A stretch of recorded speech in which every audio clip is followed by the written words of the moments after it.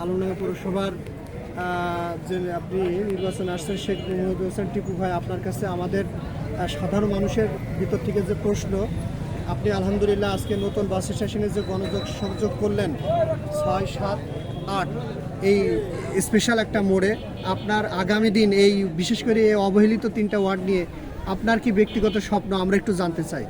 বিসমিল্লাহির রহমানির রহিম। ধন্যবাদ।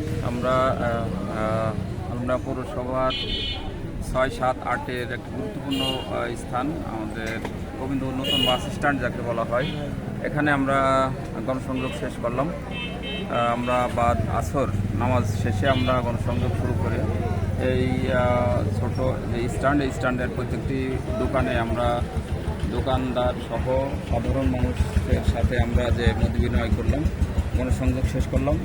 এর মধ্য দিয়ে আমরা সবারই একটি অভূতপূর্ব সাড়া আমরা পেয়েছি, লক্ষ্য করেছি। এবং এখানকার যেটা বক্তব্য সেটা হচ্ছে এই যে আমাদের আলমডাঙ্গা পৌরসভা প্রথম শ্রেণীর একটি পৌরসভা, কিন্তু দীর্ঘদিন প্রথম শ্রেণীর পৌরসভা হওয়ার পরও এটি একটি অবহেলিত পৌরসভা হিসাবে ইতিমধ্যেই মানুষের কাছে পরিগণিত হচ্ছে।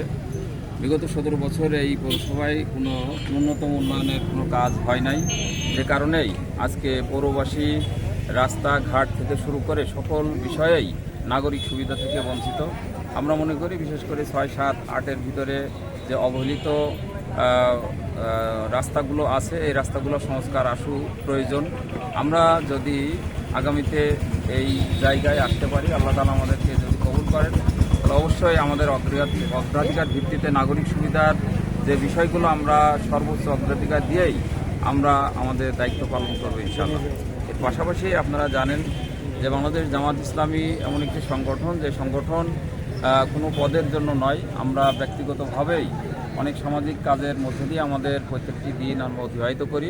আমরা মনে করি আগামীতেও আমরা সাংগঠনিকভাবে এবং ব্যক্তিগতভাবে সর্বোপরি আমাদের যদি এই পদে আসার সুযোগ হয়, এই পদের যথাযথ ব্যবহারের মধ্য দিয়ে আমরা 6, 7, 8 এই 3টি ওয়ার্ডের যাতে সামগ্রিক কল্যাণ এবং উন্নয়ন হয়, সে ব্যাপারে আমরা অবশ্যই সর্বোত্তক প্রচেষ্টা চালাবো ইনশাআল্লাহ। সবাইকে ধন্যবাদ। আসসালামু আলাইকুম।